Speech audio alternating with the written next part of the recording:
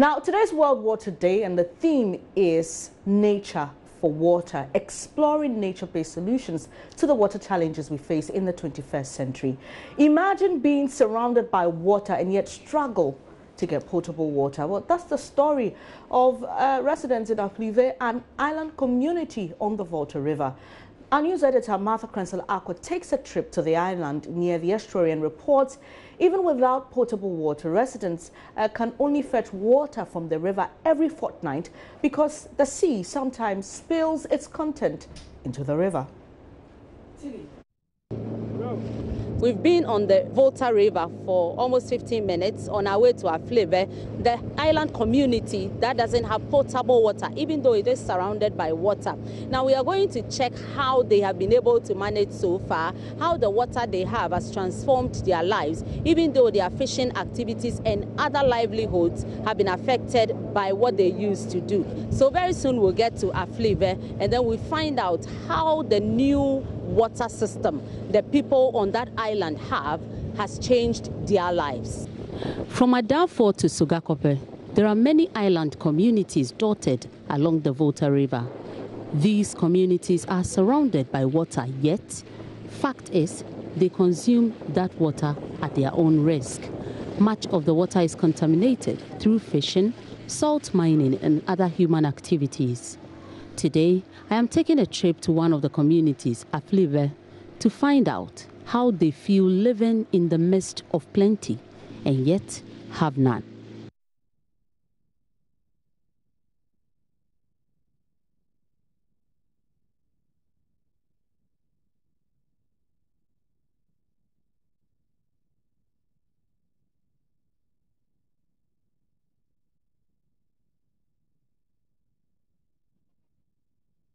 We just arrived at Aflive and we are going to take a look at the potable water system. Aish.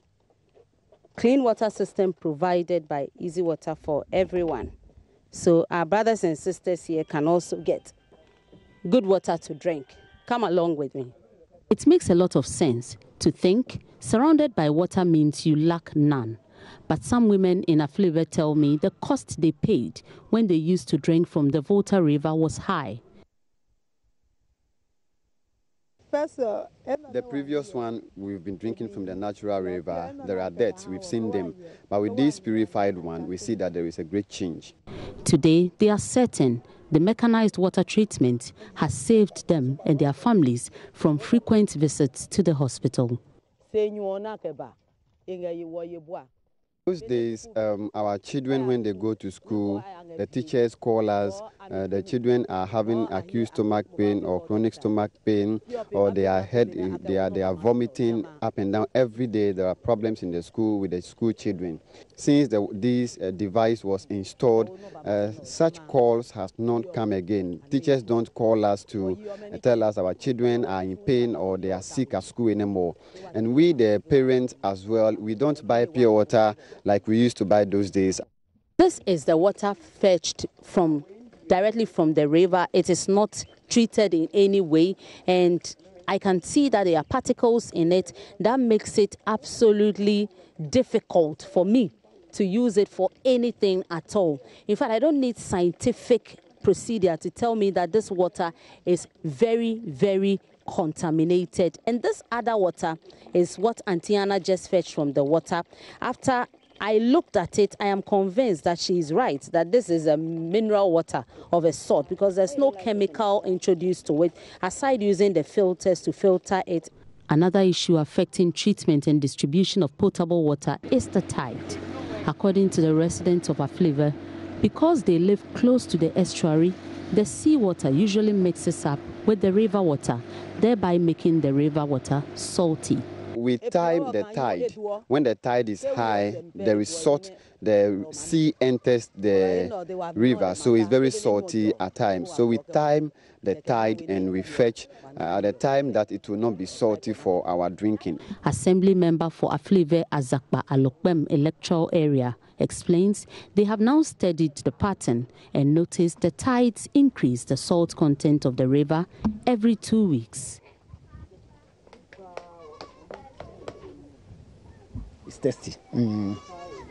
So it's salty, yeah. The salt in it, it's salt, yeah, comes all the way here. Yes, the salt in it, whenever it's high time, the salt on it.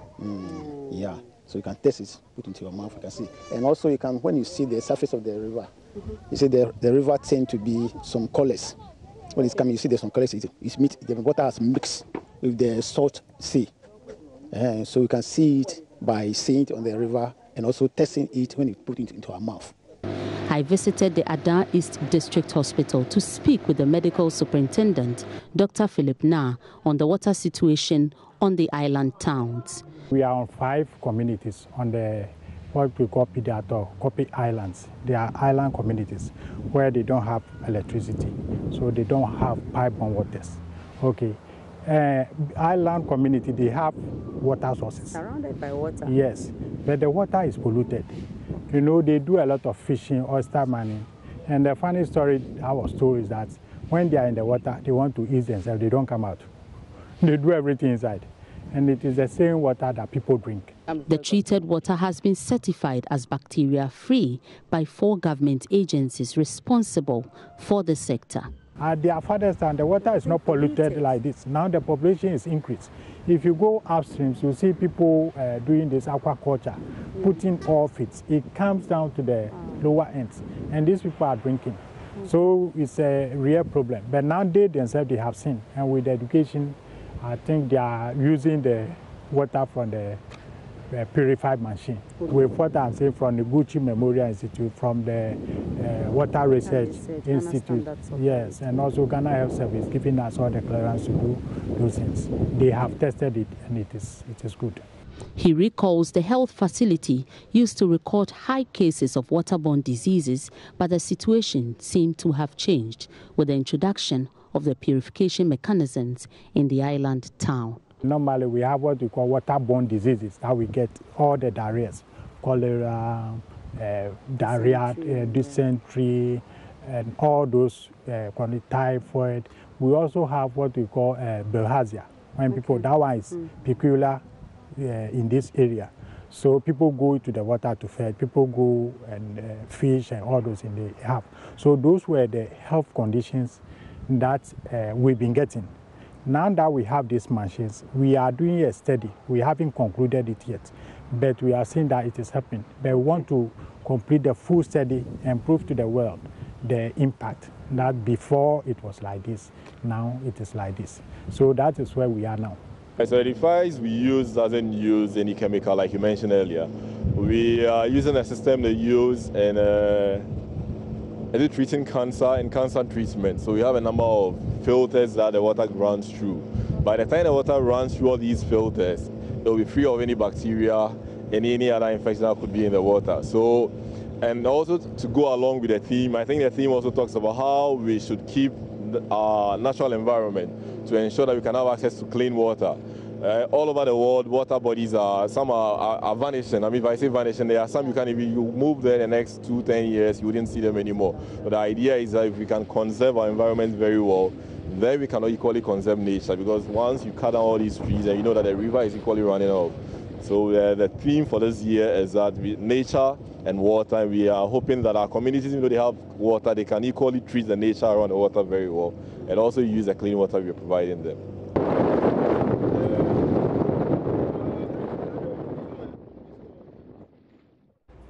Imagine living in abundance but having so little. Well, according to the UN, 2.1 billion people worldwide have no safely managed drinking water services, and 80% of all the world's wastewater flows back into rivers and oceans without being treated. That's not all. There are more statistics I'll be sharing with you soon. But let's bring the conversation home. The Water Resources Commission in Ghana says about 60% of the country's water bodies are polluted, with many in critical condition. On March 22 every year, World Water Day is celebrated, and this year the theme is Nature for Water, exploring nature-based solutions to the water challenges we face in the 21st century. I've got Dr. Donald Senanu Agumenu. He's president of Water for Rural Africa. That's an organization focused on the provision of potable water, advocacy and policy directions. Doctor, welcome to join us. Thank you. First, your reaction to these statistics that I've shared. 60% of our water bodies are polluted, most of them in critical condition? It's actually very striking, and what I just want to let us know, it's our problem globally is not unavailability of water, but actually safe drinking water. And I believe that until global policy makers, institutions, governments across the globe taking this thing as a critical issue, as a global security issue, we cannot really contribute in mitigating or solving this thing for human sustainability or for the entire world to be safe, because the same way we pay attention to issues of war, issues of conflict, where we deploy resources, armory, and all kinds of money, we need to be able to appreciate that when it comes to water and sanitation, or water basically, it is not something we need to joke with, because when you look at the productivity index across the globe, water contributes greatly to that, because it forms the foundation, it forms the basis to every productivity, right from industrial activities to service industry. Water is so cardinal. And as you and I are here, without water, we can't even speak further. Without water, we can't even be very decent. And more importantly, children are dying globally, women are dying globally, just because they lack water. Because we'll go further for us to appreciate the gender perspectives when it comes to water. When you look at the global trend in terms of climate change, in terms of deforestation, in terms of our cultural dynamics and the level of indiscipline, you would agree with me that the need for policy, the need for directing focus on quality water, the need for looking at a nature-based approach when it comes to sustainability, when it comes to how we look at our ecosystem, when it comes to how we appreciate the way we conserve our environment. All these things are things that I believe that even as a nation, Ghana, the same way the media supported in tackling the Galamsey menace, it is the same way that crusade, even beyond.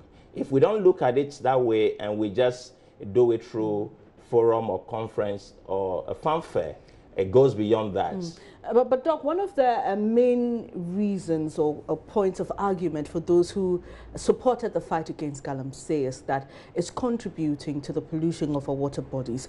But you have been working in rural areas trying to help people get access to potable water. Tell us about how you provide this amenity while respecting nature. I mean, falling on the back of this year's theme. Yes, basically when you look at nature, not only the provision of water to drink, but it's a value chain. For instance, how do we protect the wetland? How do we move into planting of trees? How do we encourage the conservation of the forest community? All these things are part of the very theme that we're talking about. Then we can be sure that provision of water is guaranteed, because it's not only about you digging a borehole, but what is even the quality of the water. It's not only about going to River Volta to drink water from there, but what is the culture when it comes to conservation, when it comes to a nature-based approach. So for us, what we do basically is to be able to respect nature by not degrading the environment. So those are the things that we should be looking at. And more importantly, how do we then move to the second phase of assessing or having a kind of data that would tell us this is the level of water bodies that we have, this is the level of degradation, or this is the level of depletion. Those are the things that we believe in as an institution. So basically, we advocate for that, and we believe that if you and I can team up properly to do that, others would also join, then other governmental institutions will be in the crusade for sustainability. There's a lot more to talk about. We'll come back to that shortly, but let's just take a look at this.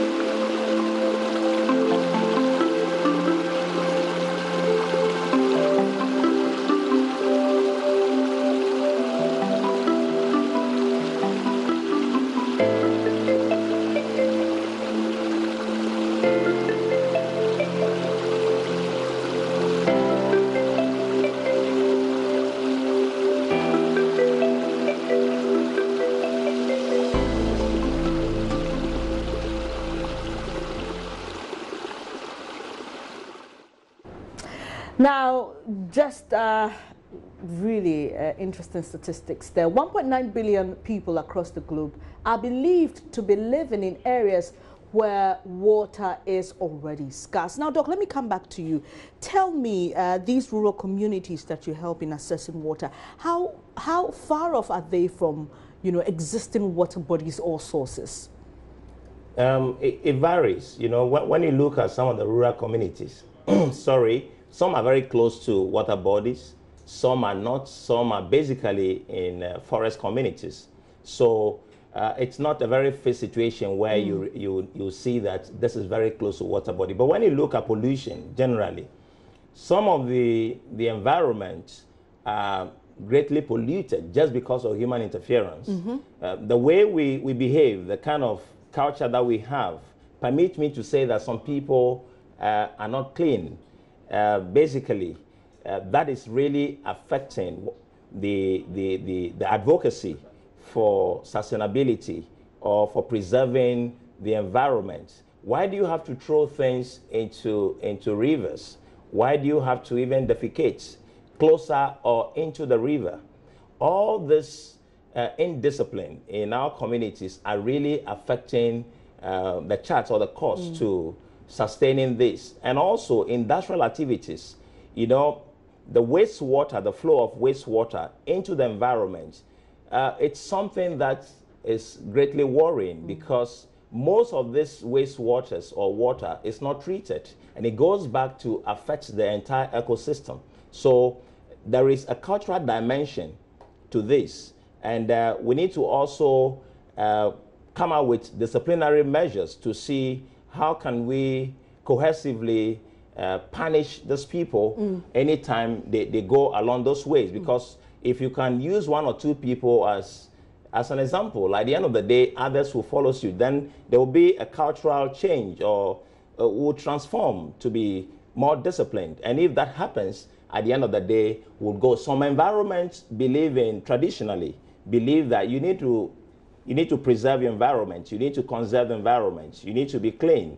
And that alone helps them to be better. So it varies from community to community. But what we've seen so far is you go to some fishing communities, you go to some water bodies like the rivers, some that is where they drink from. So there are policies traditionally that don't throw things into the water, don't defecate close to the water, don't go and wash your feet into the water. Some of the environments too, they don't even bath in it. Though that is not to say that the water there is clean or is safe, okay? But that is where we start from. So how do we then move into bringing quality control measures into those water bodies? Doc, in the past few years, we've had so much emphasis on climate change. It's been a topical issue in politics across the world. We've also had, for example, in Ghana, we have a sanitation ministry, water and sanitation ministry, that has been taken out from what we already knew to be water works and housing, because this president believes that sanitation is a key area he needs to tackle. Closely linked to water is sanitation. There's been a lot of talk, but really on the ground, the results we are seeing can't match to that talk that we've been hearing. What are we not doing right? Yes, I think the starting point is to depoliticize water and sanitation issues. Why do I say so? Immediately you look at this thing as a political issue instead of a fundamental human right, you begin to move in a direction where people would have to argue about why I need water, why somebody needs water. But basically, you and I know that without water you can live. And around July 28, 2010, the global community with the UN really moved into a resolution and said water and sanitation should be a basic right for humanity. And it forms the cellular survival principles for human beings to live. So when you look at this, the talks are too much. We should be able to move into action to see how many people can we provide water for? What are the things that we need to mitigate to be able to achieve the goals? how do we then look at policy framework and investment needed to be able to achieve that? And when we move on strategically like that, at the end of the day, we'll be able to achieve better results. Doc, so finally, how do we explore nature to help preserve our water bodies and also deal or reverse the trend where here in Ghana we have a lot more water bodies polluted, 60% actually, we are being told? Yes, first of all is to move into how we can treat the wastewater. And number two, you look at the thermal, or you look at other approaches instead of the hydro, instead of other means that we've been using. You can recycle water. Then I talked about the tree planting.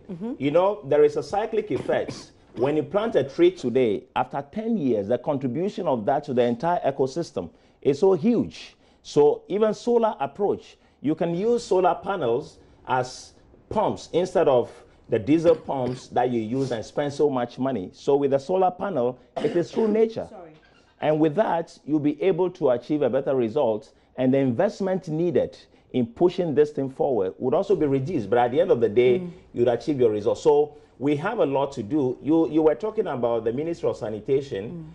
For me, I think it's a good thing. What is needed also is the ministers to be able to take up a strategic plan or a very smart goal as to how I can address water and sanitation issues across the country.